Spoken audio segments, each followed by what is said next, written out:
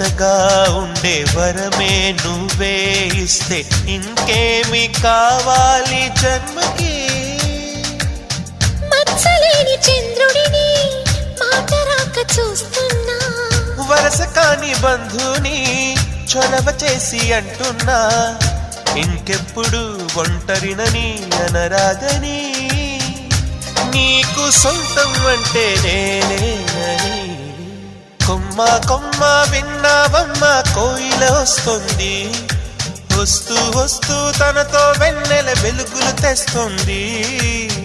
ఏవమ్మ మరుమల్లి తోరణాలు కడతావా, చిలకమ్మ ఎదురేగి స్వాగతాలు చెబుతావా.